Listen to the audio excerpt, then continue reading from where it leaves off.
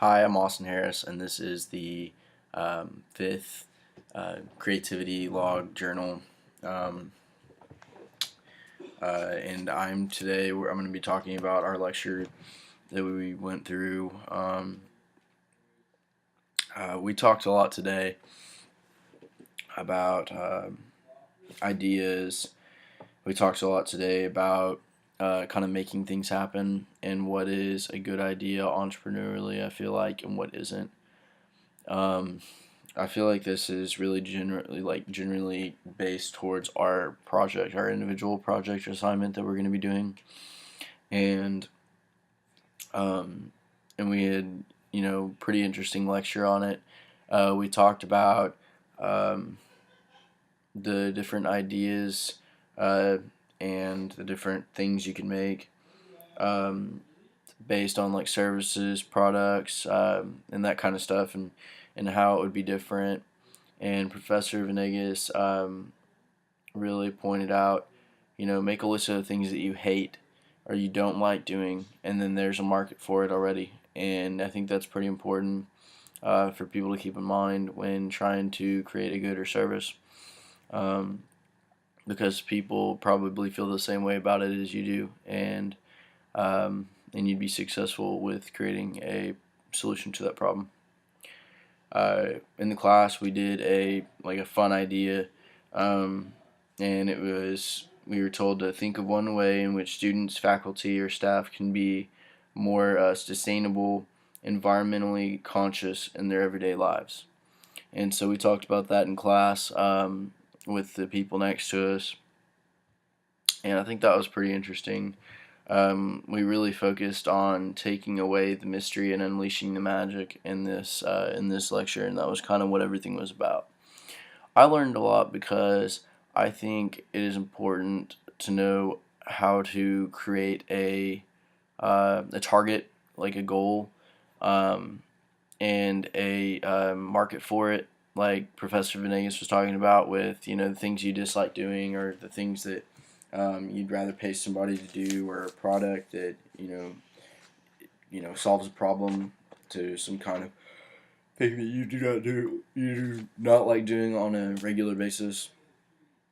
Um, we also talked about divergent and convergent thinking, which would be like imagine in what ways can Texas A&M make students live happier with less stress and more joy. And I mean that's one of those things that you have to you think about, and you're like, well, what would be a good solution to this problem? Um, there were some key terms that were thrown out, such as lateral thinking. Um, as far as making students live happier with less stress or joy, what could you provide that would make things easier on the students? Would it be a product? Would it be a service? I would say because students are so busy all the time and they have so much going on, that a service to help them in some way to help them save time um, would be more successful than a product per se. Um, because I feel like students are not exactly um, all wealthy enough to just be throwing out money on products, the newest thing that comes out. I feel like a lot of them are more geared towards getting things done and being on a budget. We talked about what a product is. It's a thing that's something produced with a given purpose to solve a certain solution to a problem. Couple of examples: messy people, beating around the bush, fighting mosquitoes, family, friends, um, dealing with these kind of things. We can find uh, products to go towards the different things, like mosquitoes, for example. I just wrote down a couple things. I know those are random, but I hate mosquitoes, and I know that it would be very helpful to have a mosquito device that kills mosquitoes in and outside the home, but doesn't hurt you or is bad for your health. So that's something that I thought about in my ideas when I was brainstorming. Um, the process, we talk about the process um, and what that entails as far as innovating. and that's a series of actions or operations uh, conducting, like conducing to an end. And here's my notes that I took. The process could be a lot of different things. It could be basically a service that does it all for you. The process could be the work that goes into seeing a project to the end, like a product that you create, seeing it from the start until the very end when it's patented and being sold in stores.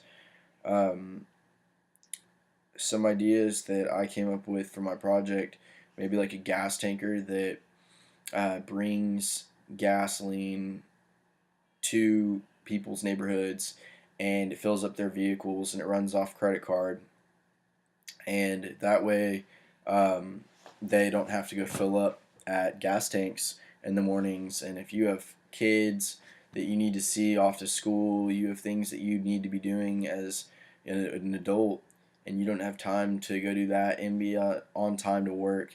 I could see that being helpful. I could see it being helpful for handicapped people and old folks. I feel like that could be a market right there for gasoline, oil and gas companies to maybe invest in things that direction. Uh,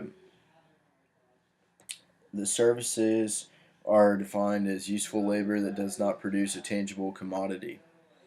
So, car washes or something along those lines would be more of a service because it saves you the time of doing it, but they're not actually producing a tangible commodity.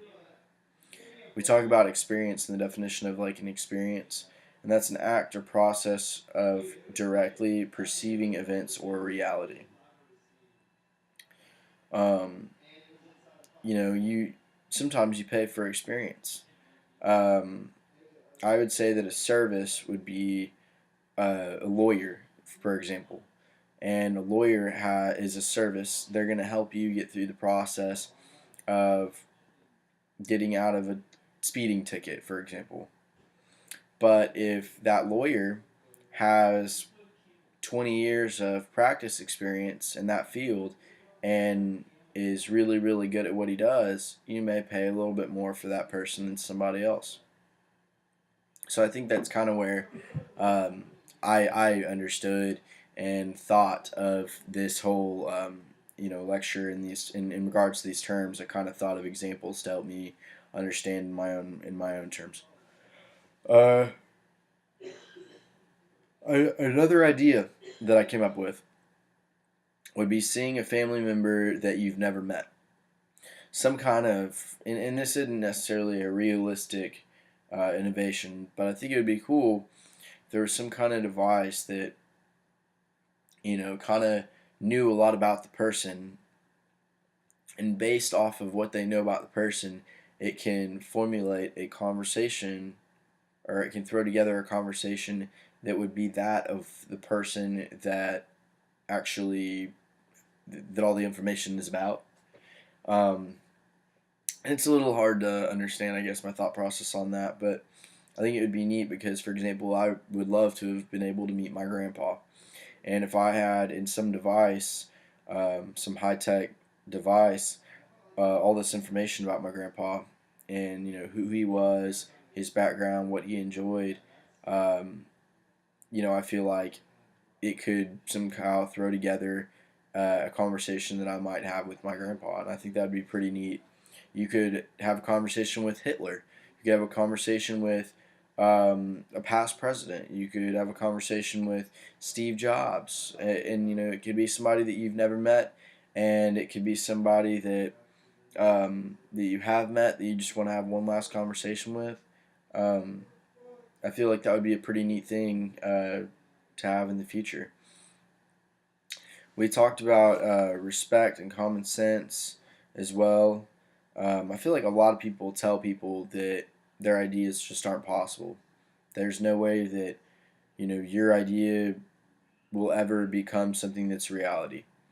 And I feel like that's kind of ironic because I feel that there's quite a few people, Steve Jobs and Michael Dell, all these different people that created all these high tech things. In the age of innovation, um, the people that create all these things were probably told, "Hey, what you're doing is not possible. You're wasting your time. It's not realistic." All these different things that were negative thoughts, but instead they got through it, and now they're some of the most well-off people in this world, and almost every single person owns some kind of Apple product. So I think that's pretty interesting, and it makes me look at things differently because I respect and I show courtesy to those that are, telling me they have ideas and aspire to do certain things, because you never know what someone can and cannot do, and it is not right for you to tell them what their idea is impossible. What is impossible is when we make it impossible and decide that it's not worth trying. So, fundamental question: developing soft innovations, services, processes, and unique experiences and products is pretty much the idea of today's lecture, and how all of those innovations are the process that you go through for all those innovations. And um, and I feel like this lecture was pretty productive because it made me think creatively and make me want to create or innovate or think about something that nobody's ever thought about, or come up with some solution to something that I don't like, and be an asset to the future.